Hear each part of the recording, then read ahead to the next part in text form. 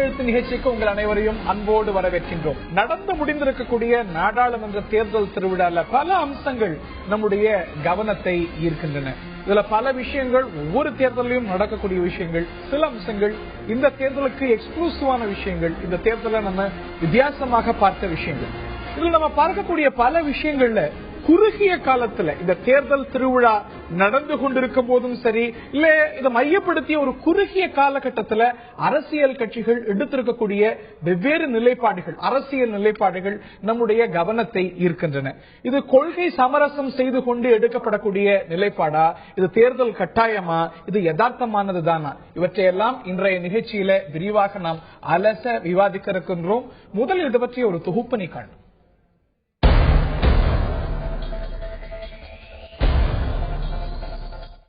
நேற்றொரு பேச்சு, இன்றொரு வியாக்கானம், நாளை எப்படியோ என்கிற ரீதியில்தான் இன்று அரசியல் கட்சிகளின் போக்குகள் உள்ளன. இதில் வாக்கு சுத்தம், வார்த்தைகளில் உண்மை எதிர்பார்க்க முடியுமா? அரசியல் கட்சிகளின் அந்தர் பல்திகள் மக்களை அதிர்ச்சியடைய வைப்பவை. இதற்கு விதிவிலக்காக எந்த கட்சியை சொல்ல முடியும்? வாக்கு வங்கிதான் வார்த்தை ஜாலங்களுக்கு காரணமா? வளர்ச்சி என்ற பாசிட்டிவ் அப்ரோச்சை விடவும் எதிர்ப்பு அரசியல், தாக்குதல் அரசியலிலேயேதான் நமது அரசியல் கட்சிகள் அதிக நம்பிக்கை கொண்டுள்ளன.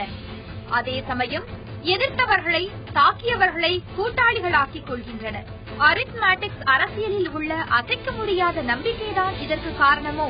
ஜாதி அரசியல் நடத்துபவர்கள் ஆபத்தானவர்கள் என்று பேசி வடதமிழ் மாவட்டங்களில் செல்வாக்கு பெற்ற தேமுதிகவின் விஜயகாந்தும், நடிகனை நம்பாதீர்கள், சினிமா கவர்ச்சிக்கு மயங்காதீர்கள், சினிமாவில் கேப்டனாக நடித்தவனெல்லாம் நிஜத்தில் கேப்டனா என்ற அன்பு வழியும் எப்படி கைகோர்க்க முடிந்தது? பாஜக ஒரு மதவாத கட்சி, சேது சமுத்திர திட்டத்தில் அதன் மதவாத பார்வை அபத்தமானது என்ற வைகோவும், திராவிட இயக்க அரசியல் குறுகிய பார்வை கொண்டது, இந்திய தேசியத்திற்கு எதிரானது என்ற பாஜகவும் எப்படி கைகோர்க்க முடிந்தது?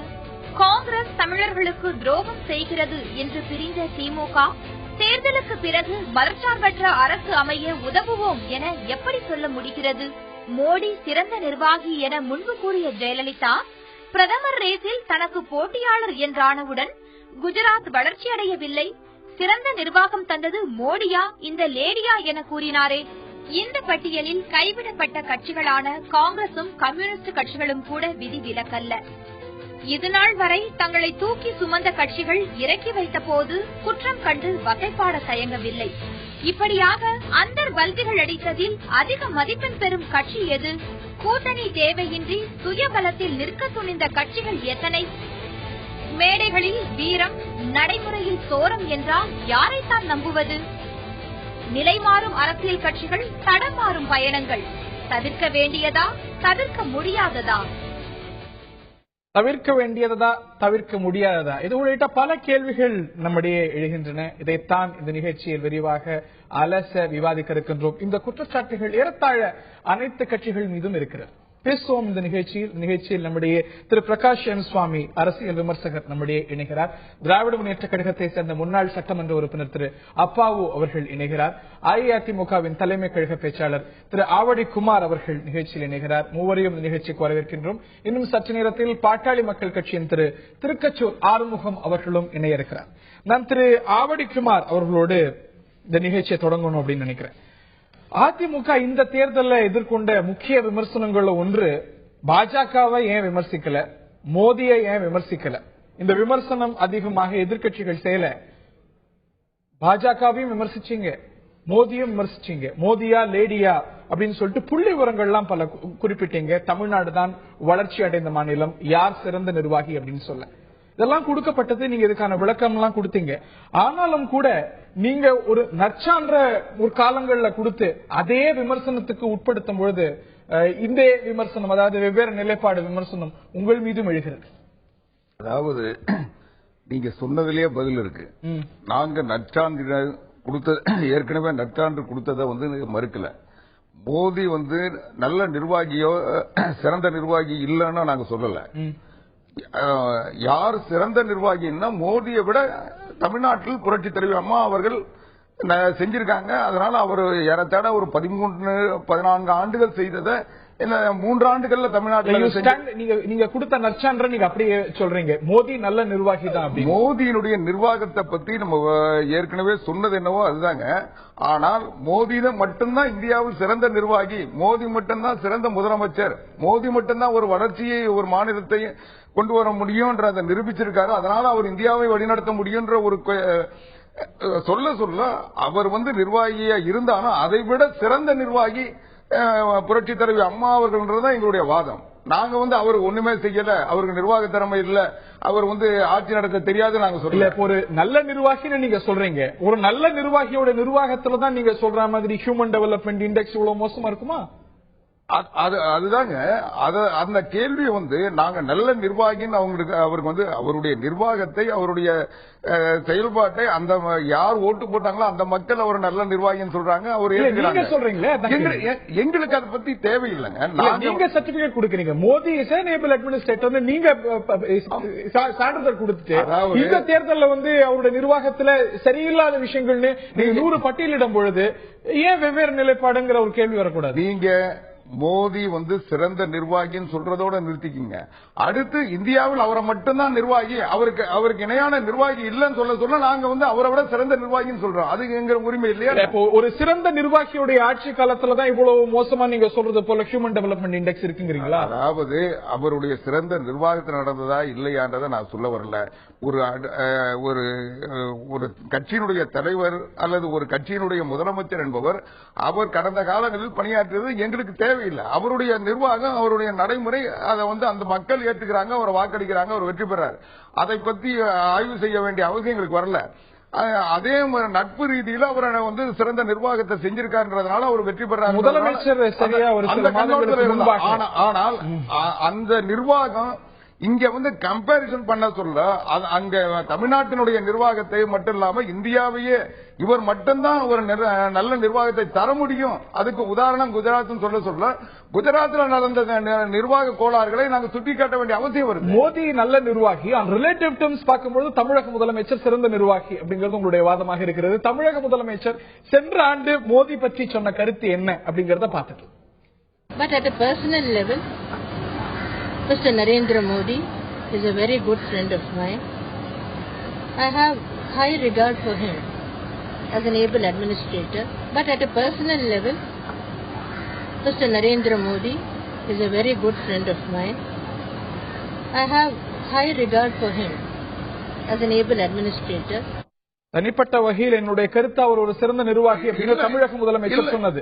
இப்ப கூட நாங்க அதை மறுக்கலங்க. அவருடைய நிர்வாகம் ஒவ்வொருத்தருக்கும் ஒவ்வொரு வகையான நிர்வாகம் இருக்கு, அவர் திறமை இருக்கு, அவர் சார்ந்த மக்களுக்காக அவர் பணியாற்றிட்டு இருக்காரு. அதுல எந்த மாறுபட்ட கருத்து இல்ல. ஆனால் அவர் செய்யற நிர்வாகம் மட்டும்தான் சிறந்த நிர்வாகம், மற்றவங்க யாரும் அவர் ஒரு சிறந்த நிர்வாகி, ஆனா அவரை விட சிறந்த நிர்வாகி நாங்க சொல்றோம். Right right. நரேந்திர மோடி கூட இதுக்கு விதிவிலக்கல் அப்படின்னு சொல்லலாம். ஆந்திர பிரதேசத்துல நடந்த ஒரு பொதுக்கூட்டத்துல உங்களுக்கு குஜராத்தை கூட பிடிக்காம இருக்கலாம், ஆந்திர அரசியல் தலைவர்கள்லாம் தமிழ்நாட்டை போய் பார்க்கணும், தமிழக முதலமைச்சர் டாக்டர் ஜெயலலிதா எந்த அளவுக்கு திறன் மேம்பாட்டுல சிறப்பாக தமிழ்நாட்டை வச்சிட்டு இருக்காங்கிறத பார்க்கணும் என்று மோடியும் தமிழ்நாட்டுடைய நிர்வாகத்துக்கு நற்சான்றிதழ் கொடுத்தவர் தான் அப்படிங்கறத நம்ம மறுத்திட முடியாது. நான் திரு பிரகாஷ் சுவாமி அவர்கள்ட்ட கேட்க விரும்புகின்றேன். எல்லா கட்சிகள் மீதும் இந்த விமர்சனம் இருக்கிறது. இதே தேர்தலில் ஒரு வாராக ஒரு நிலைப்பாடு எடுத்து இதே தேர்தலுக்கு உட்பட்டு வேற நிலைப்பாட்டை அனைத்து அரசியல் கட்சிகளும் எடுத்திருக்கிறதுங்கிற ஒரு கேள்வி எழுகிறது. இது இயற்கைன்னு நினைக்கிறீங்களா? இதை எப்படி பார்க்கிறீங்க? இல்ல, இது அரசியல் எல்லாம் சகஜம். ஏனென்றால் இப்ப முதலமைச்சர் சொல்லிருக்காங்க, அவருடைய நெருங்கிய நண்பர் அவர் மேல அவர் நல்லா சிறந்த ஒரு இது பண்ணிருக்காரு, மோடி சொல்லியிருக்காங்க. நட்புங்கிறது வேற, அரசியல்ங்கிறது வேற. வட இந்தியாவில் பாத்தீங்கன்னா 2 எதிர்கட்சிகளும் ஒன்னா உட்கார்ந்து பேசுவாங்க, மேடையில் வரும்போது எதிர்ப்பாங்க. அந்த நிலைப்பாடு தமிழ்நாட்டில் வந்திருக்கு. இப்போ நட்பை தாண்டி தமிழ்நாடு முதலமைச்சர் அவர்கள் குஜராத் முதலமைச்சரை விமர்சிக்கிறார் என்றால் அது அரசியலில் அவருக்குள்ள உண்டான ஒரு இடத்தை தக்க வைத்துக் கொள்வதற்காக தான் சொல்ல முடியும். அந்த மாதிரி எல்லா கட்சிகளுமே இப்போ தேர்தலில் வரும்போது இந்த சண்டை இருக்குது. நீங்க இன்னும் ஒரு 15 நாள் கழிச்சு பாத்தீங்கன்னா இதெல்லாம் மறந்து போயிடும். யார் ஆட்சிக்கு வந்தாலும் இந்த சண்டை பூசெல்லாம் நட்புன்னு சொன்னீங்க. இருவருமே நட்பின் நண்பர்கள் அப்படிங்கறத சொன்னாலும் கூட இருவருமே ஒரு கட்டத்தில் ஒருவருடைய நிர்வாகத்தை ஒருவர் பாராட்டி பிறகு இந்த தேர்தலில் அந்த விமர்சனத்துக்கு உள்ளாக்கி இருக்காங்க. அவங்க பாராட்டுறது உண்மை. ஆனா அவங்க எதுக்கு விமர்சனம் பண்றாங்கன்னா, இது பாத்தீங்கன்னா ஜெயலலிதா அவர்கள் மோடியை விமர்சனம் செய்யல, அப்படின்னு பி. சிதம்பரம் சொன்னதுனால வந்த விளைவு எங்க ஒரு ஓட்டு வங்கி ஏதாவது வந்துருமோன்ற ஒரு நோக்கத்துல அவங்க சொல்லிங்கன்னா இப்போ அரசியல்ல இந்த தேர்தலை பொறுத்த வரைக்கும் பாஜகவா இல்லது காங்கிரஸா என்கிறதா மத்தியில ஆட்சி அமைக்கக்கூடியது. இதுல மாநில கட்சிகள் இருந்தா கூட முக்கியமா இருக்க போற இந்த கட்சிகள் தான். ஆகையினால இந்த ஒரு சூழ்நிலையில தேசிய தலைவர்களை விமர்சனம் செய்ய வேண்டிய ஒரு கட்டாயத்துக்கு மாநில கட்சிகள் உள்ளாகி உள்ளன. இது தேர்தல் கட்டாயம் அப்படின்னு கண்டிப்பா. நாடாளுமன்ற தேர்தலை பொறுத்த வரைக்கும் அரசியல் கட்சிகள் இந்த தேர்தல் திருவிழாவின் போதே எடுத்திருக்கக்கூடிய வெவ்வேறு நிலைப்பாடுகள் நம்முடைய கவனத்தை ஈர்க்கிறது. எந்த கட்சி இதை அதிகம் செய்திருக்கிறது? இது இயல்பானதா இல்ல கொள்கை சமரசம் செய்து கொண்டு செய்யப்பட்ட ஒரு விஷயமா? இவற்றையெல்லாம் இந்த நிகழ்ச்சியில் நாம் விரிவாக பார்த்து வருகின்றோம். பாட்டாளி மக்கள் கட்சியுடைய திரு திருக்கச்சூர் ஆறுமுகம் அவர்கள் நம்மிடையே இணைகிறார். இந்த விமர்சனம் உங்கள் கட்சி மீது பிரதானமாக எழுகிறது. இந்த ஒரு தேர்தலையே 2 அணிகள்ல உங்களுடைய கட்சி இருந்திருக்கிறது. முதல்ல ஒரு அணி, பிறகு மற்றொரு அணி. யார் கூடயும் கூட்டணி சேர மாட்டேன் அப்படின்னு நீங்க பட்டியலிட்டு அவங்களுடைய கூட்டணியில நீங்க இதே தேர்தலில் இடம்பெற்றிருப்பது அப்படிங்கிறது பெரிய விமர்சனத்துக்கு உள்ளாகி இருக்கிறது. திருக்கச்சூர் ஆறுமுகம்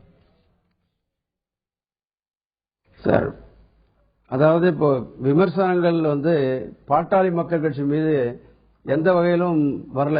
இது ஒரு சிலர் வீணாக தூற்றப்படுகிற ஒரு பொய் பிரச்சாரம். ஏன்னு கேட்டீங்கன்னா, இந்தியாவுடைய ஸ்திரத்தன்மை, இந்தியாவுடைய நல்லாட்சி, ஏற்கனவே ஆண்டு கொண்டிருக்கிற காங்கிரஸ் கட்சியினுடைய பலவீனம், இதையெல்லாம் யோசித்துதான் இன்றைக்கு பாரதிய ஜனதா கட்சியினுடைய கூட்டணியிலே இணைந்திருக்கிறோம். இல்ல, நீங்க இணைந்திருக்கீங்க. இப்ப நீங்க முதல்ல இதே தேர்தல ஒரு நிலைப்பாடு எடுத்து தனித்து களமிறங்க போறோம், இல்ல தனித்து ஒரு அணி அமைக்க போறோம் அப்படின்னு சொல்லும்போது, இந்த கட்சிகளோட சேர மாட்டோம்னு சொல்லும்போது, நாட்டுடைய ஸ்திரத்தன்மை, நாட்டுடைய பிரச்சனைகள் இதெல்லாம் நீங்க கணக்கில் எடுத்துக்கலையா?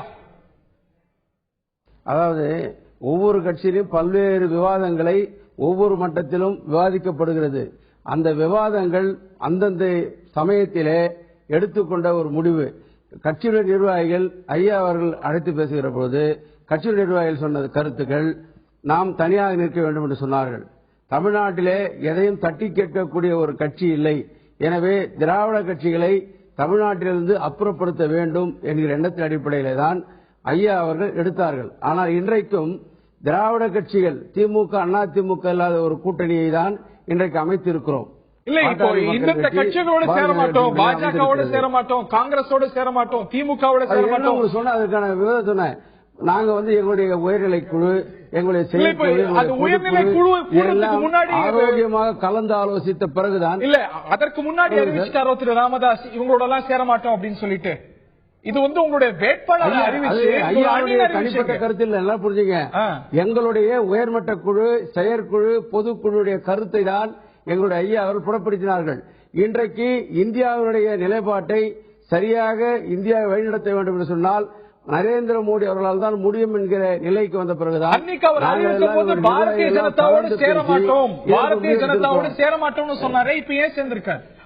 அன்னைக்கு இதெல்லாம் கருத்தில் எடுத்துக் கொள்ளப்படலையா? இல்ல, அதாவது அன்றைக்கு பிஜேபி தமிழ்நாட்டில் திமுக அதிமுக கூட்டணியிலே போயிருக்கலாம், போகக்கூடிய ஒரு வாய்ப்பு இருக்கிறது. எனவே அதை பற்றி நாங்கள் கணக்கில் எடுத்துக் கொள்ளவில்லை.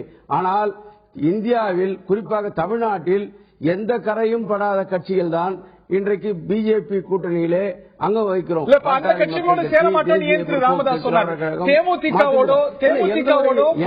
கட்சியினுடைய நிலைப்பாடு எங்க ஐயா அவரோடு தனியா சொல்லல.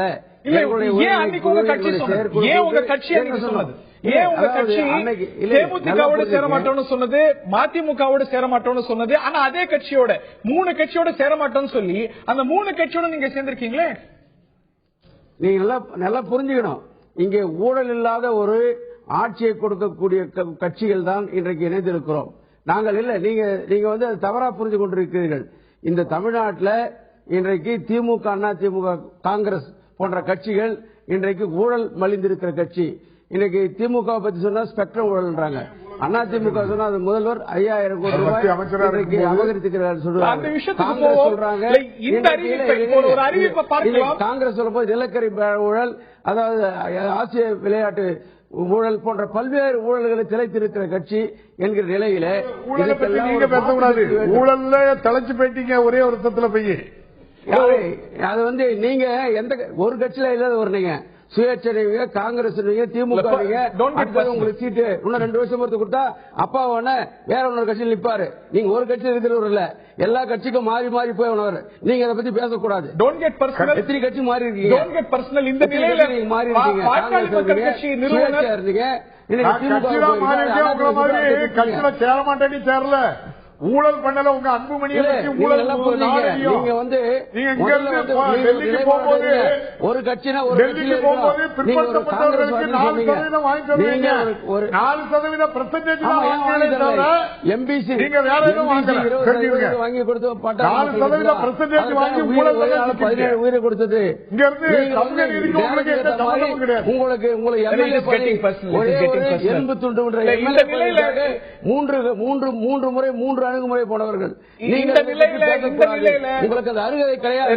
பாட்டாளி மக்கள் கட்சியை பற்றி இந்த நிலையில பாட்டாளி மக்கள் கட்சி நிறுவனர் சென்ற ஆண்டு வேட்பாளர்களை அறிவிக்கும் பொழுது கூட்டணி சார்ந்து வெளியிட்டிருக்கக்கூடிய அறிவிப்பு என்னங்கிறதையும் பார்த்துட்டு திருக்கரசூர் ஆறுமுகத்துல திருப்பியும் கேட்கலாம்.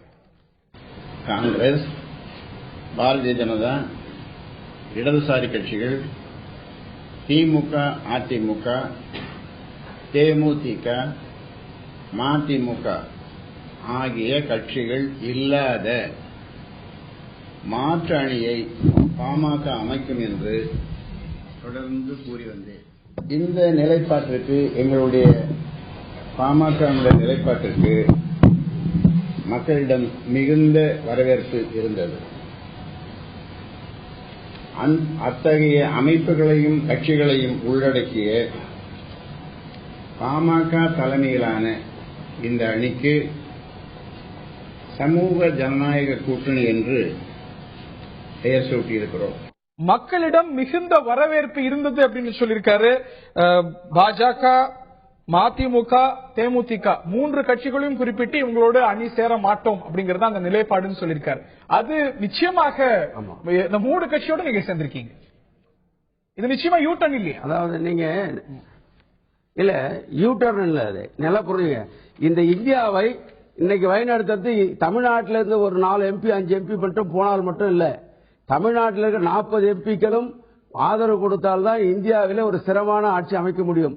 எங்க நல்ல எண்ணத்தின் அடிப்படையில் தான் ஆலோசித்து தான் இந்த முடிவு எடுத்திருக்கிறோம். நாங்கள் ஊழல் சக்திகளோடு கூட்டணி அக்டோபர் மாதம் சென்ற ஆண்டு அக்டோபர் மாதம் உங்களுடைய கட்சிக்கும் உங்களுடைய கட்சி நிறுவனருக்கும் தெரியலையா? இல்ல நல்லா புரிஞ்சு நாங்க என்ன சொன்னோம், எங்களுடைய உயர்நிலை குழு, எங்களுடைய செயற்குழு, பொதுக்குழுடைய விவாதத்தின் அடிப்படையிலே தான் இந்த கூட்டணி அமைந்திருக்கிறதே தவிர தனிப்பட்ட முறையில் உங்களுடைய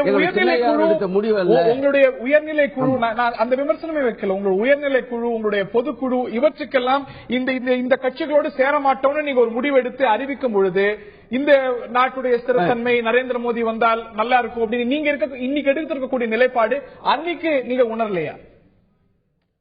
இன்னைக்கு நல்லா புரிஞ்சுக்கணும். நாங்க வேட்பாளரை அறிவித்தோம், 10 வேட்பாளர்களை அறிவித்த ஐயா அவர்கள் களமிறக்கி விட்டார். 6 மாதத்துக்கு முன்னாடி எங்கள் வேட்பாளர்கள் களமிறக்கி விட்டார்கள். அந்த சமயத்திலேதான் நாட்டினுடைய எதிர்காலத்தை சிந்தித்து, குறிப்பாக தமிழ்நாட்டிலே திமுக, அதிமுக, காங்கிரஸ் ஒழிக்க வேண்டும் என்று சொன்னால் நாம் இந்த அணியோடு தான் சேர வேண்டும், பிஜேபி தான் சேர வேண்டும் என்று எங்களுடைய வற்புறுத்தின் அடிப்படையில் தான் ஐயா அவர் ஏற்றுக்கொண்டார். ஒரு முடிவை மற்ற கட்சிகள் எல்லாம் பாத்தீங்கன்னா இன்னைக்கு பல்வேறு விமர்சனம் வைக்கிறாங்க. இன்னைக்கு ஒண்ணு பேசுறாங்க, நாளைக்கு ஒண்ணு பேசுறாங்க. தமிழக முதல்வர் கூட என்ன சொன்னாங்க, தமிழ்நாட்டில் 40 வெற்றி பெறுவோம், இந்தியாவை ஆளுவோம் சொன்னாங்க. ஆனா இன்னைக்கு என்ன சொன்னாங்க, அதுக்கப்புறம் என்ன சொன்னாங்க, நம்முடைய அதிமுக ஆதரவோடு இந்தியாவினுடைய ஆட்சி அமைன்னு சொன்னாங்க. அப்படியும் காங்கிரஸ்ல இருக்க சிதம்பரம் போன்றவர்கள் விமர்சனம் வைத்தார்கள். அதற்கப்புறம் தான் தேர்தலுக்கு முன்பாக 4 நாளுக்கு முன்பாகத்தான் ஒரு அறிவிப்பு வெளியிட்டார்கள், பிஜேபி நமக்கு துரோகம் செய்து விட்டது, பிரச்சனையில, அஜய் பிரச்சனையில, மின்சார பிரச்சனையில நமக்கு ஆதரவு அளிக்கவில்லை என்கிற ஒரு குற்றச்சாட்டை வைத்தது. நான் திரு குமார் அவர்கள்ட்ட எடுத்துட்டு போறேன். திருக்கச்சுவார் முகம் இந்த நிலையில் திராவிட முன்னேற்ற கழகத்தின் மீதும் விமர்சனம் வருகிறது. பொதுக்குழு செயற்குழு கூட்டி நீங்க பாஜகவோடு காங்கிரஸோடு கூட்டணி கிடையாதுன்னு சொன்ன பிறகு காங்கிரஸை ஆதரிக்கிறதுக்கு நீங்க தயாராயிட்டீங்கிறது போல ஒரு சமிஞையை பலருக்கு கொடுத்திருக்கக்கூடிய திமுக தலைவருடைய பேச்சை இப்ப பார்க்கலாம். கை சின்னமும் என்னோடு இல்லை என்பதற்காக கைவிட்டு விட்டதாக யாரும் கருதக்கூடாது. மதச்சார்பற்ற முறையிலே ஒரு ஆட்சி நடைபெறுவதற்கு யார் கை கொடுத்தாலும் அந்த கையை குலுக்கி வரவேற்போம் என்று மாத்திரம் நான் சொல்லிக் கொள்கிறேன். கை சின்னமும் என்னோடு இல்லை என்பதற்காக கைவிட்டு விட்டதாக யாரும் கருதக்கூடாது. மதச்சார்பற்ற முறையிலே ஒரு ஆட்சி நடைபெறுவதற்கு யார் கை கொடுத்தாலும் அந்த கையை குலுக்கி வரவேற்போம் என்று மாத்திரம் நான் சொல்லிக் கொள்கிறேன். காங்கிரஸோட கூட்டணி கிடையாது, பாரதிய ஜனதாவோட கூட்டணி கிடையாதுன்னு முதல்ல சொல்லிட்டு பிறகு காங்கிரஸோட கை குலுக்கும் அப்படின்னு நீங்கள் சொல்லியிருப்பது விமர்சனத்துக்கு உள்ளாகி இருக்கு. அதாவது நீங்க தெளிவான அர்த்தத்தை நீங்க புரிஞ்சு தேவையானு கேக்குறீங்க, ரொம்ப சந்தோஷம். இந்தியாவை பொறுத்த அளவுல இரு கட்சி ஆட்சி கிடையாது. அமெரிக்கா எடுத்துக்கிட்டா 2 கட்சி, பிரிட்டிஷ் எடுத்துக்கிட்டாங்க, அப்படி சில நாடுகள்ல இரு கட்சி ஆட்சிகள் இருக்கு. அவங்க இல்லைன்னா குடியரசுக் கட்சி இல்ல ஜனநாயக கட்சி ஏதோ ஒரு கட்சிகள் வரும். இந்தியாவை பொறுத்த அளவுல பலவிதமான மக்கள் வாழ்கின்றார்கள், பலதரப்பட்ட கட்சிகள் இருக்கின்றன, பலவிதமான மாநிலங்கள் இருக்கின்றன, பலவிதமான மொழிகள் பேசுகிறோம். ஆக அந்த மொழி வாரியாட்டு மாநில வாரியாட்டு சில கட்சிகள் இருக்கு, இயக்கங்கள் இருக்கின்றது. ஆனா எல்லா கட்சிகளுக்கும் அடிப்படையில ஒரு கொள்கை உண்டு. அந்த கொள்கையில தான் திராவிட முன்னேற்ற கழகத்துக்கு அடிப்படை கொள்கை எடுத்துக்கிட்டா, அடிப்படை கொள்கையில சமூக நீதி நிச்சயமாட்டோம், அதுல இருந்து நாங்க விலகவே மாட்டோம். மத சார்பின்மை அதை விட்டு விலகவே மாட்டோம்.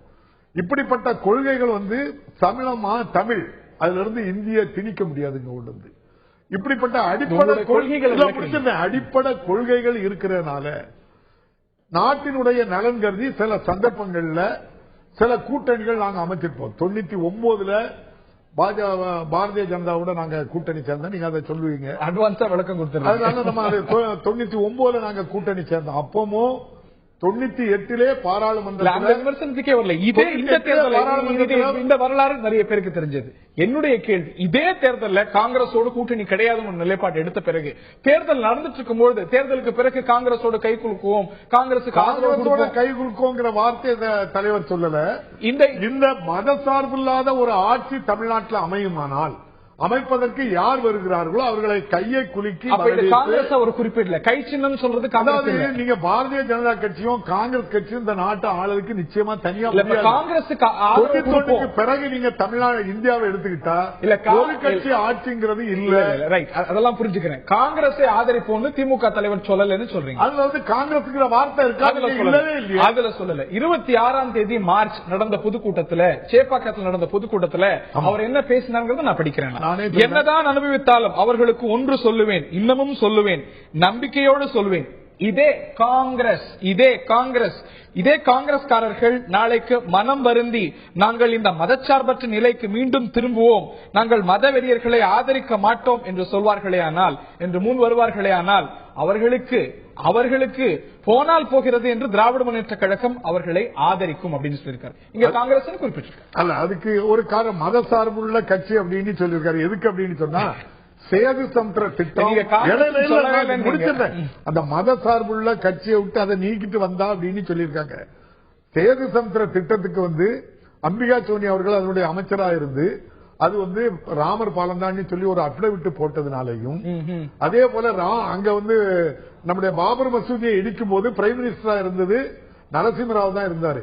அவரு 10 பகல்ல தான் இடிச்சாங்க, ராணுவத்தை எடுத்து நிறுத்திருக்கலாம். இந்த ரெண்டுமே அவங்க மதத்தை ஒரு மத உணர்வு உள்ளவங்க என்பதை பிறகுதான் 2004 வந்தது. 96 இல்ல அப்போ இனிமேதான் மத சார்பு இல்லை. திமுக தலைவர் பேசும்போது அவங்க மதச்சார்பு கொள்கையை கடைபிடிக்கல. கடைபிடிக்காத போதுதான் ஆதரவு கொடுத்து வந்தீங்களோ? இடையில தானே பண்றாங்க இத. அதுக்கு அப்புறம் தானே இதை நாங்க பண்றோம். இப்ப 2004, 2009லயும் அவங்க மதச்சார்பு கொள்கையில இல்ல. யாரு கூட கூட்டணி சேர்ந்தாலும் குறைந்தபட்சமாட்டு சமூக நீதிக்கும் மதச்சார்பன்மைக்கும் ஒரு கொள்கை முடிவு எடுத்த பிறகுதான் நாங்க சேர்ந்திருக்கோம். நாங்க ஆட்சியில இருக்கக்கூடிய காலத்துல பாரதிய ஜனதாவோடும் சரி காங்கிரஸோடும் சரி சிறுபான்மையினர் எங்களுடைய அடிப்படை கொள்கை, அதாவது சமூக நீதிக்கு எதிராட்டி யார் நடந்தாலும் நாங்க அதை தாங்கிட்டு இருக்கோம். இருக்க திரு திருக்கச்சூர் ஆறுமுகம் குறுக்கிட விரும்புகிறார், திரு குமாரம் குறுக்கிட விரும்புகிறார். திருக்கச்சூர் ஆறுமுகம் ஆனா இப்போ அப்பாவான ஒரு தகவல் சொன்னாரு. இப்ப வந்து பாபர் மசூதி இடிக்கும் போது காங்கிரஸ் ஆட்சி தானே, அப்போ இவர் காங்கிரஸ் தான் இருந்தாரு, இவரே காங்கிரஸ் அப்பாவான அப்போ காங்கிரஸ் தான் இருந்தாரு, அது மறந்துறான்னு கேளுங்க. அப்பாவும் அப்ப நான் தமிழ் மாநில காங்கிரஸ்ல இருந்தேன், நான் காங்கிரஸ்ல இல்ல. அதையும் நம்ம திருக்கச்சூர் ஆர்வம் தெரியிட்டு, திருக்கச்சூர் ஆர்வம் நண்பர் நம்ம மேல எவ்வளவு பாசத்துல இருக்காரு. தமிழ் மாநில காங்கிரஸ் இருந்தீங்க, சுயேட்சா இருந்தீங்க, திமுகவுக்கு போனீங்க, தமிழ் மாநில காங்கிரஸ்ல இருந்தேன், அதுக்கப்புறம் நான் சுயேட்சா ஜெயிச்சிருந்தேன். இப்ப நான் திராவிட முன்னேற்ற கழகத்துல இருக்கேன். இது வெளிப்படையான விஷயம். இத பத்தி பேச வேண்டிய அவசியம் இல்ல. திருக்கச்சூரை பத்தி நீங்க பேசுற அளவுக்கு நான் உங்களை பத்தி பேசுறதுக்கு காங்கிரஸ்ல இருந்துகிட்டே காங்கிரஸ் பத்தி குறை சொல்லக்கூடாது. திருக்கச்சூர் ஆரம்பம் காங்கிரஸோட கூட்டணி சேர போறீங்களா? திருக்கச்சூர் ஆரம்பம் இப்ப தேர்தலுக்கு பிறகு உங்க ஐயா பாஜக விட்டுட்டு நீங்க யாராவது அன்புமணி வெற்றி பெற்று டெல்லிக்கு சென்று காங்கிரஸ் ஆட்சி அமைத்தால் இப்பவே நீங்க காங்கிரசுக்கு சேரலாங்கிறதுக்கு விண்ணப்பம் போடுவீங்களா? அத இந்த மேடையை பயன்படுத்துவீங்களா? நாடறியும் ஊழலையும் உலகையும் நான் தனிப்பட்ட முறையில் தலைவர் திரு ஆறுமுகம் பற்றிய விவாதம் அல்ல, இந்த விவாதத்தை அணுகி வருகின்றோம். திரு குமார் அவர்கள்ட்ட கேட்க விரும்புகின்றேன். முதல் பகுதியில் நான் கேட்டேன், மோடிக்கு நல்ல நிர்வாகின்னு முதல்ல நீங்க சான்று கொடுத்து அவருடைய நிர்வாக திறமைக்கு நீங்க வந்து இது சரியில்லை அது சரியில்லைன்னு சான்று பட்டியல் கொடுக்குறீங்க அப்படிங்கும்போது ஆன் ரிலேட்டிவ் டர்ம்ஸ் தமிழக முதலமைச்சர் நல்ல நிர்வாகின்னு சொல்றீங்க அப்படின்ற திரு திருக்கச்சூர் ஆறுமுகம் போன பகுதியில் உங்கள் மீது ஒரு விமர்சனம் வச்சார். முதல்ல நீங்க சொன்னது எங்கள் தலைமையிலான ஒரு அரசு அப்படின்னு சொல்லிட்டு, இல்ல குறைஞ்சபட்சம் அதிமுகவை சேர்ந்த பிரமுகர்கள் நீங்கள் எல்லாம் சொன்ன விஷயம். ஆனா இப்ப அதிமுக அங்கம் வகிக்கக்கூடிய அரசுன்னு டோன் டவுன் பண்ணிட்டீங்கிறது உங்கள் மீது இருக்கக்கூடிய இன்னொரு விமர்சனம். அதாவது இது விமர்சனம் அவங்களுடைய பார்வை கோளாறு. நாங்க இன்னைக்கும் தெளிவா சொல்றோம், நாங்க 2012 பொதுக்குழுவில் எடுத்த தீர்மானமே அண்ணா திராவிட முன்னேற்ற கழகம் தலைமை ஏற்கும் ஒரு அரசு தான். அதாவது இன்னைக்கு கூட இன்றைக்கு முதலமைச்சர் தன்னுடைய பரப்புரையில் தெளிவாக சொல்லியிருக்காங்க, நாங்க பிரதமர் பதவி ஆசைப்பட்டோ அமைச்சர் பதவியில் ஆசைப்பட்டோ ஒரு அமைச்சரோட போய் அங்கம் வகிக்க வேண்டிய அவசியம் இல்லை. எங்களுக்கு வேற எந்த ரகசிய அஜெண்டாவும் இல்லை. நாங்க முழுக்க முழுக்க தமிழ்நாட்டினுடைய உரிமைகளை காப்பதற்கும் தமிழ்நாட்டுக்கு தேவைகளை நிறைவேற்றுவதற்கும் மத்தியில் அரசில் பங்கேற்க விரும்புகிறோம். நீங்க பிரதமராவது அப்படிங்கும் போது ஆட்சிக்கு தலைமை வகிப்பது, நாங்க வந்து பிரதமர் ஆக விரும்பலங்கிற மாதிரியான ஒரு விஷயம். நாங்க பிரதமர் ஆனாதாங்க அங்கம் வகிப்போம். பிரதமர் பதவி எங்களுக்கு வாய்ப்பு அனைத்து இந்திய அண்ணா திராவிட முன்னேற்ற கழகத்திற்கு புரட்சித் தலைவி அம்மா அவர்களுக்கு வாய்ப்பு கிடைத்தால் அந்த அரசியல் அங்கம் வகிப்போம், இல்லைன்னா அரசியல் பங்கேற்க மாட்டோம். உரிமைகளுக்கு தொடர்ந்து போராடுவோம். எங்களுக்கு வாய்ப்பு கிடைத்தால் நாங்கள் அதில் பங்கேற்று நோக்கத்தை நிறைவேற்றுவோம். அதாவது அதிமுக தலைமையிலான தமிழக முதலமைச்சர் பிரதமராக கூடிய அரசுல அதிமுக அங்கம் வகிக்கும். பிரதமராக வாய்ப்பு இல்லைன்னா அது காங்கிரஸ் அல்லாத பாஜக அல்லாத அரசானாலும் கூட பங்கேற்காத அதிமுக. அதான் நீங்க சொல்ல வரதான். அதாவது நாங்க தெளிவா சொல்லியிருக்கிறோம், அனைத்திந்திய அண்ணா திராவிட முன்னேற்ற கழகம் இது தமிழ்நாட்டுக்கான வாய்ப்பாக கருதுகிறது. தமிழ்நாட்டினுடைய 66 ஆண்டுகால சுதந்திர இந்தியாவில் தமிழ்நாட்டிலிருந்து ஒரு பிரதமர் உருவாகவில்லை. அதை உருவாக்க முடியும் என்ற சூழ்நிலையை இந்த 16வது நாடாளுமன்ற தேர்தல் உருவாக்க வேண்டும் என்று எதிர்பார்க்கிறோம். அதற்குரிய முயற்சியில் ஈடுபடுகிறோம். அந்த முயற்சி வெற்றி பெற்றால் நாங்கள் அதை நிறைவேற்றுவோம். இல்லை என்றால் எங்களுடைய பணி தொடரும், போராட்டம் தொடரும். பங்கேற்க மாட்டீங்க. தமிழக முதலமைச்சர் பிரதமராக அதிமுக அந்த ஆட்சியில் எங்களுக்கு பங்கேற்க வேண்டிய அவசியம் இல்லை. பங்கேற்க மாட்டீங்க. பங்கேற்க வேண்டிய அவசியம் இல்லை. பங்கேற்க மாட்டீங்க. பங்கேற்க வேண்டிய அவசியம் இல்லை. எங்களுடைய நிலைப்பாடு அதிமுக உறுதியாக அந்த ஒரு ஆட்சியில பங்கேற்காத. நீங்க இப்போ இது வந்து அரசியல். நீங்க வந்து நாளைக்கு பாரதிய ஜனதா கட்சி ஆட்சிக்கு வர முடியல, காங்கிரஸ் ஆட்சிக்கு வர முடியல, அல்லது மூன்றாவது நான் சொல்லி முடிக்கிறேன், மூன்றாவது ஒன்னு ஆட்சிக்கு வர முடியலன்னா ஒரு வெற்றிடத்தை உருவாக்கி குடியரசுத் தலைவர் ஆட்சி இந்த நாட்டில் அமல்படுத்த முடியுமா? இன்னைக்கு டெல்லியில என்ன நடந்தது? முடிக்கிறேன். டெல்லியில என்ன நடந்தது? டெல்லியில வந்து ஆம் ஆத்மிக்கு போதுமான மெஜாரிட்டி வரல. அவங்க வேற வழியில் ஒரு ஜனாதிபதி ஆட்சியை விரும்பாத சூழ்நிலையில காங்கிரஸ் அவங்களை ஆதரிக்குது. அவங்க போய் பதவி ஏற்றுக்கிறாங்க, அவங்க தொடர முடியாம விட்டு வராங்க.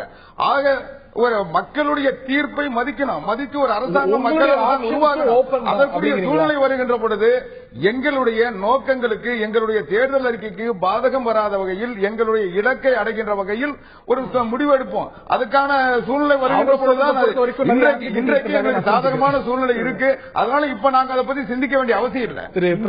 நீங்க பாத்தீங்கன்னா முதல்ல இருந்த தேசிய கட்சியோட கூட்டணி வேண்டான்னு சொன்னது அதிமுக. அடுத்தது காங்கிரஸோட போமாட்டேன்னு முடிவெடுத்தது வைகோ. இவங்களை தவிர மீதி எல்லாருமே ஆப்ஷன்ஸ், இதுவா அதுவா, பாஜகவா காங்கிரஸா, எது கூட சேர்ந்தா லாபகரன்ற வரைக்கும் கடைசி வரைக்கும் ஒரு முயற்சி பார்த்தாங்க. காங்கிரஸோட சேரல, அது வேற விஷயம். ஆனா ஒரு ஆப்ஷன் இருந்தது. அது இல்லாத இருந்தது 2 கட்சி தான். பிறகு பாத்தீங்கன்னா பாஜக ஆட்சிக்கு வரும்ன்ற ஒரு உணர்ச்சி வந்த உடனே இந்த கட்சிகள் எல்லாம் போய் அவங்க கூட சேர்ந்து அவங்க கூட ஜாயின் பண்ணாங்க. இதனால இது அரசியல்னால ஏற்பட்ட ஒரு நிகழ்வு தானே தவிர கொள்கையினால விட்டுக் கொடுக்கிற ஒரு முடிவு இல்லைங்க என்னோட கருத்து. ரைட், இது கொள்கை சமரசம் இல்ல. ரைட், நான் திருக்கச்சூர் ஆறுமுகம் அவர்கள்ட்ட நான் கேட்க இருக்கின்றேன். நீங்க ஒரு ஸ்திரமான ஆட்சி இதெல்லாம் சொல்றீங்க, அந்த விளக்கத்தை கூட ஏற்றுக்கொண்டாலும் கூட எந்த கட்சியை மிக மிக கடுமையா நீங்க விமர்சனம் செஞ்சீங்களோ அதே கட்சியோடு நீங்க கைகோர்த்திருக்கீங்க இந்த ஒரு தேர்தல்ல. தனிப்பட்ட வகையில இல்ல ஒரு அதிகமான விமர்சனத்தை எந்த தலைவர் மீது நீங்க வைத்தீங்களோ அதே தலைவரோடு நீங்க கூட்டணியை ஷேர் பண்றீங்க. நான் சொல்வது விஜயகாந்த் பற்றி. அது உங்களுக்கு ஒரு வேற நிலைப்பாடு இல்லையா? நீங்க எடுத்துக்கூடிய வெவ்வேறு நிலைப்பாடு இல்லையா சார்? நல்லா புரிஞ்சுக்கணும். இந்தியாவில் எல்லா கட்சியும் விமர்சனம் பண்ணிருக்கு. எங்க மேல விமர்சனம் பண்ணல, எல்லா கட்சியும் எங்களையும் விமர்சனம் பண்ணிருக்காங்க. அது மாதிரி கட்சியில ஆரோக்கியமான ஒரு அரசியல் போது விமர்சனங்கள் என்பது ஆரோக்கியமா இருக்கணும்.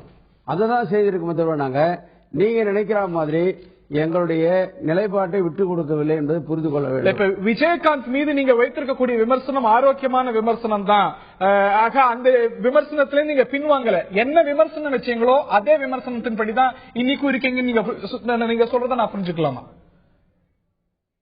சார்? நீங்க நல்லா புரிஞ்சுக்கணும். போனாங்க தமிழ்நாட்டில் ஊழல் இருக்கிற கட்சி எது? திமுக, அதாவது பாட்டாளி மக்கள் கட்சியிடம் கொள்கையை எதிர்பார்ப்பதோ அவர்கள் நிலைப்பாட்டில் உறுதியாக இருப்பார்கள் என்று எதிர்பார்ப்பதோ இதுவரைக்கும் தமிழ்நாட்டு அரசியல் யாருமே நினைச்சு பார்க்காத. நீங்க அதை நினைச்சு பாக்குறீங்க. இப்ப அதனுடைய கோளாறு தான் இன்னைக்கு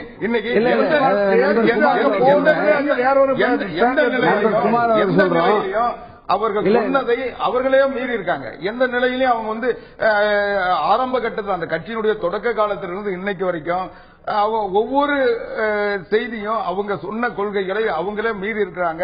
இன்னைக்கு அதுதான் நடந்திருக்கு. அவங்கள பொறுத்த வரைக்கும் அவங்களுக்கு இன்னைக்கு மத்தியில் அமைச்சர் ஆகணும். எந்த கட்சியும் தேர்தலுக்கு முன்னாடியே சுகாதாரத்துறை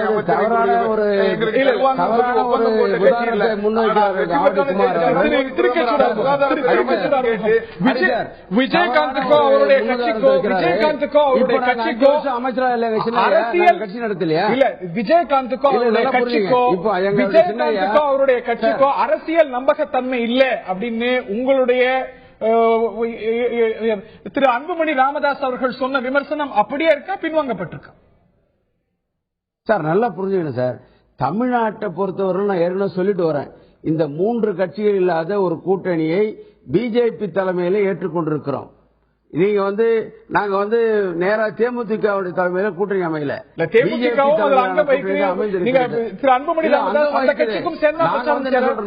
இவங்க எல்லாம் நாங்க சொல்றோம் விமர்சனங்கள் வைக்கிறோம். விமர்சனங்கள் வைத்தாலும் கூட இவர் பாட்டாளி மக்கள் கட்சி மீதோ மதிமுக மீதோ தேமுதிக மீதோ தமிழ்நாட்டில் இருக்கிற பாரதிய ஜனதா மீதோ ஊழல் குற்றச்சாட்டு தான் இருக்குதா? நல்லா புரிஞ்சுக்கணும்.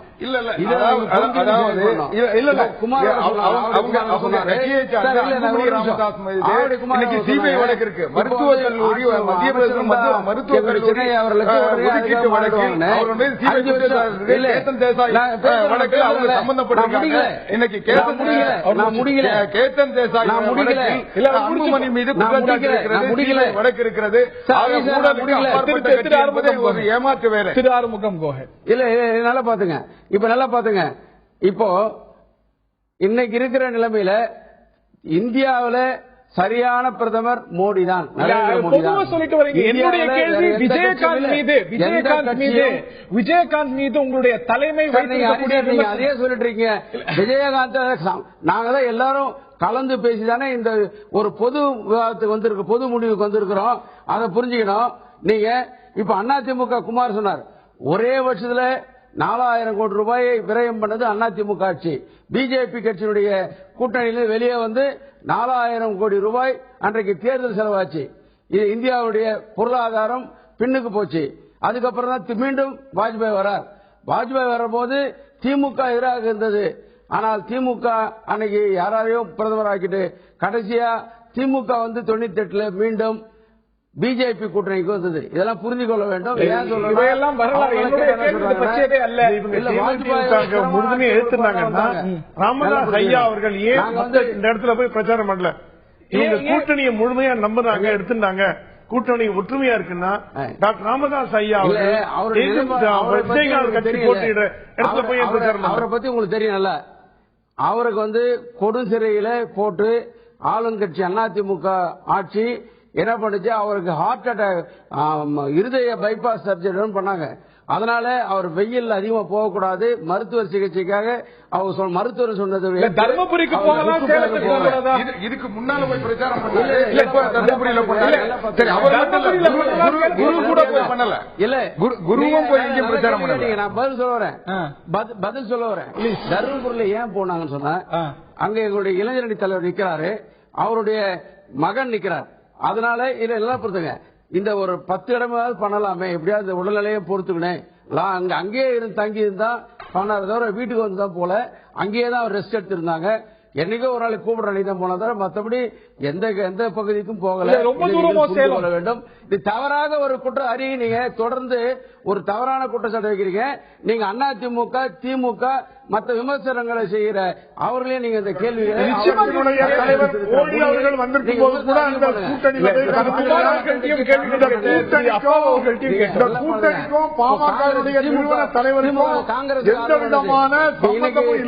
அதிமுக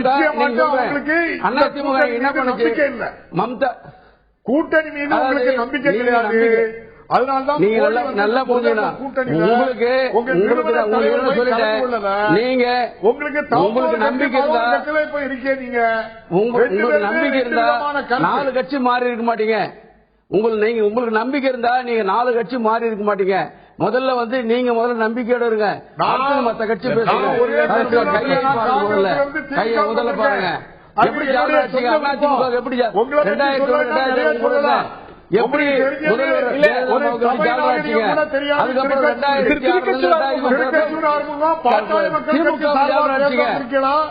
இல்ல அப்பா கூட நேர்ல பேசணும்னா அதுக்கு ஒரு பொது விவாதம்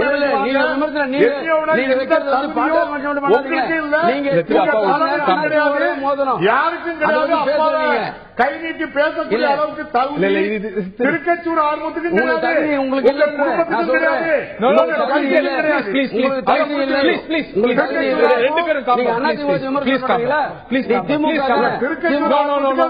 உங்கள் இருவர் பத்தின விவாதம் இல்ல. திரு பிரகாஷ் சுவாமி அவர்கள்ட்ட கேட்க இருக்கின்றேன். இது இந்த ஒரு விமர்சனத்தை பொறுத்த வரைக்கும் நம்ம தமிழ்நாட்டு கட்சிகள் மட்டுமே சுருக்க முடியுமா? அனைத்து கட்சிகளும், தேசிய கட்சிகளாகட்டும் மாநில கட்சிகளாகட்டும், இது ஒரு அரசியல் நிர்பந்தத்தால, இது ஒரு சூழ்நிலையினால வெவ்வேறு நிலைப்பாடு எடுக்க வேண்டிய ஒரு சூழ்நிலை அப்படிங்கிறது இந்தியாவுக்கு மட்டும் எக்ஸ்க்ளூசிவான விஷயமா சொல்ல முடியுமா? இது இந்தியாவிலே இந்த தேர்தல் வந்து ஒரு புதுமையான தேர்தல். மோடி வரணுன்ற ஒரு சாரர், மோடி வரக்கூடாதுன்னு ஒரு சாரர், மோடி வந்துருவாரோ அப்படின்ற பயந்து ஒண்ணு, மோடியை வராம தடுக்கிறதுக்கு என்ன பண்ணலாம் அப்படின்னு ஒண்ணு. ஏன்னா காங்கிரஸ் வந்து 10 வருட காலம் ஆண்டாச்சு. ஆன்டி இன்கம்பன்சி இந்தியா முழுக்க இருக்கு. அது பல்வேறு சர்வேக்கள் கூறுகின்றன. எல்லாரும் அது சொல்றாங்க, காங்கிரஸ் மீது ஒரு வெறுப்பு இருக்கு, ஆட்சிக்கு போகணும். யார் அடுத்தது ஆட்சிக்கு வருது, அந்த ஆட்சிக்கு வரவர்களோட சேர்ந்தா நமக்கு நம்ம கட்சிக்கு ஓட்டு வருமா அப்படின்னு பார்க்கக்கூடிய ஒரு சாரர். இன்னும் சில சாரர் வந்து நான் தனித்தே போட்டிடுறேன், எனக்கு என் மக்கள் மேல நம்பிக்கை இருக்கு, எனக்கு எந்த தேசிய கட்சியும் வேண்டாம் அப்படின்னு ஒரு கட்சி. இப்படி ஒரு பல்வேறு வகையாக பிரிந்து இருப்பதால் இது மோடி ஃபேக்டர் தான் இதுல மெயின். இந்த அரசியல்ல வந்து நாம் எதிர்பார்க்காத பல விஷயங்கள் நடப்பதற்கு காரணமே மோடி ஃபேக்டர். எடுத்ததுக்கு கூட மோடி ஃபேக்டர்ஸ் தான், மோடி ஃபேக்டர் தான் எல்லாமே காரணமாக. ஏன்னா தேசிய லெவல்ல அவரை வச்சுதான் இப்ப அரசியலே நடக்கிறது. நான் திரு அப்பாவு அவர்கள்ட்ட கேட்க விரும்புகின்றேன். காங்கிரஸோடு கை கோர்ப்பீர்களா அப்படின்னு கேட்கும்போது நிறைய விதமான பதில்களை சொல்றீங்க.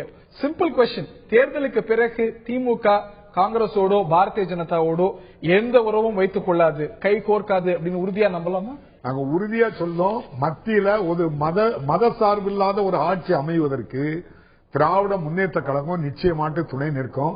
மத்தியில தலைவர் கலைஞர் சுட்டிக்காட்டிய வேட்பாளர் தான் பிரதமரா வர முடியும். அதுக்கு காங்கிரசும் பாரதிய ஜனதா கட்சி மட்டும்தான் இந்த நாட்டை ஆளுன்னு நீங்க நினைக்க வேண்டிய அவசியம் இல்ல. மூன்றாவது அணியில் இருக்கக்கூடிய பல மாநில உள்ள கட்சிகள்லாம் இருக்கிறாங்க. அப்படி அவசியம் இல்லைன்னு நீங்க சொல்லும்போது காங்கிரஸ் ஆதரிப்போன்னு ஏன் இந்த ஒரு பொதுக்கூட்டத்தில் திமுக தலைவர் சொல்றாரு? அதாவது மத சார்பில்லாத ஒரு ஆட்சி அதை வலியுறுத்தற்காக அந்த கருத்தை சொன்னார். காங்கிரஸ் ஆதரிப்போம் அப்படின்னாலே காங்கிரஸ் தலைமையிலான ஆட்சி தான். ஊர் உறங்கி விட்டது என்றால் ஊர் உறங்கல, ஊர்ல உள்ள மக்கள் உறங்கிருக்காங்க. அதே போலதான் மத சார்பில்லாத ஒரு ஆட்சி வேணுங்கிற எடுத்துக்காட்டாட்டு அந்த காங்கிரஸ் ஒரு குறிப்பிட்டு சொன்னாங்களே தவிர வேற எதுவும் இல்ல.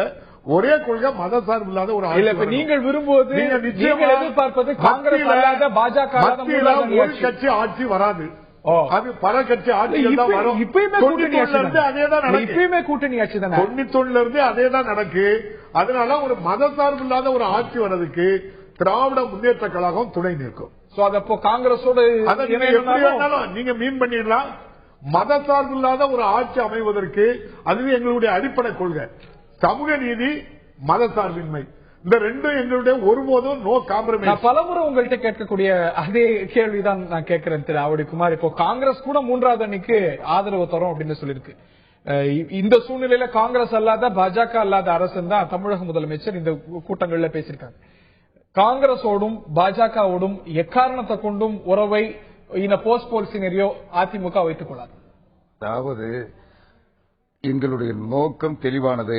நாங்க உறுதியா சொல்றோம், புரட்சி தலைவி அம்மா அவர்களை பிரதமராக ஏற்றுக்கொள்ளுகின்ற தேர்ந்தெடுக்கப்பட்ட உறுப்பினர்கள் யாரா இருந்தாலும் அவங்களை நாங்க வரவேற்போம். இப்ப காங்கிரஸ் நான் முடிச்சிடறேன். தேர்ந்தெடுக்கப்பட்ட நாடாளுமன்ற உறுப்பினர் இன்னைக்கு ஒரு தேர்ந்தெடுக்கப்பட்ட இந்த நாடாளுமன்ற தேர்தலுக்கு பிறகு தேர்ந்தெடுக்கப்பட்ட உறுப்பினர்களில் பெரும்பான்மை பெற்ற ஒரு அணி, அந்த அணியினுடைய தலைவர் தான் ஆட்சி அமைக்க முடியும். அந்த அணியை நாங்க உருவாக்குகின்ற முயற்சியில் இருக்கிறோம். அந்த முயற்சியில் வெற்றி பெறுவோம். அப்படி வெற்றி பெறுகின்ற பொழுது ஒரு சரியான செயல் திட்டத்தை உருவாக்கி அந்த ஆட்சியினுடைய செயல் திட்டம் வகுக்கப்படும். அந்த அணி உருவாக்கப்படும். அந்த அணியினுடைய தலைமை பொறுப்பை அனைத்து இந்திய காங்கிரஸ் ஆதரவு தேவை அப்படின்னா வாங்கிப்பீங்க. அதாவது அரசியல்ல யாருமே யாருடைய ஆதரவும் வேண்டாம் சொல்ல முடியாது, வேணும்னு சொல்ல முடியாது. இன்றைக்கு இந்தியாவில் ஒரு அரசாங்கம் அமைக்கணும். அரசாங்கம் அமைக்கிறது எங்கள் நோக்கத்தை நிறைவேற்றுகின்ற அரசாங்கம் எதுவாக இருந்தாலும் எங்களை ஆதரிக்கின்றவர்களை நீங்க ஆதரிக்காதீங்க சொல்ல முடியும். எந்த கட்சி எதிர்த்தீங்களா? திமுக ஆதரிச்சா எடுத்துங்களா? ஏன் ஏற்கக்கூடாது? அதாவது அவங்களுக்கு தேவை பிரதம மந்திரி. எங்களுடைய நோக்கம் தமிழ்நாட்டிலிருந்து ஒரு பிரதமரை உருவாக்கணும். அதுக்கான முயற்சியில் ஈடுபட்டிருக்கிறோம். அதுக்கு யாருடைய ஆதரவு? நீங்க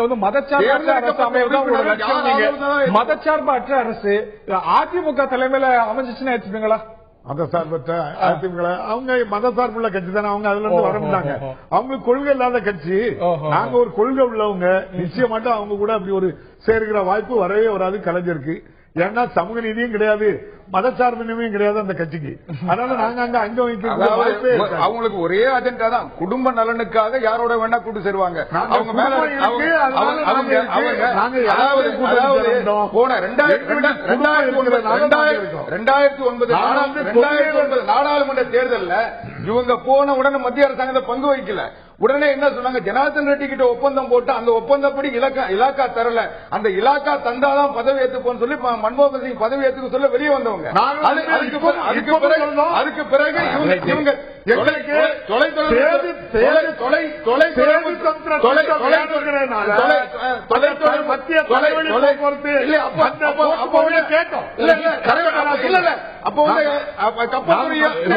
கப்பல் துறையை வாங்க, தொலைத்தொடர்பு துறையை வாங்கி திகார் ஜெயில போய் இருந்துட்டு வந்ததுதான் அவங்களுடைய சாதனை.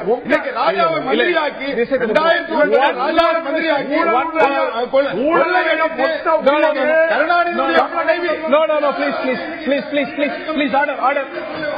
இந்த நிலையில நேர்கிட்ட கேட்டிருந்தோம், அதிக சமரசம் செய்த கூட்டணி எது என்று நேர்களுடைய பதில் என்ன பார்க்கலாம்.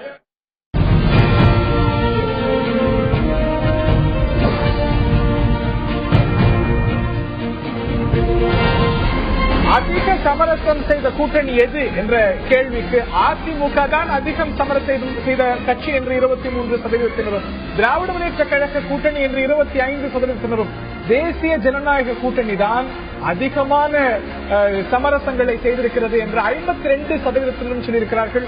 ஒரே ஒரு விஷயத்தை மட்டும் திரு பிரகாஷம் சுவாமி அவர்கள்ட்ட கேட்க வரும் என்று இதை நிறைய பேர் பேசுனதை கேட்டிருப்பீங்க. ஒரு விஷயம் தானே மீண்டும் உறுதியாகிறது, அரசியல்ல நிரந்தர நண்பர்களும் இல்ல, நிரந்தர எதிரிகளும் இல்லை. கண்டிப்பா ஆனா ஒரே விஷயம் பெரிய ஒரு அப்பாவோட கேட்க விரும்புறேன்.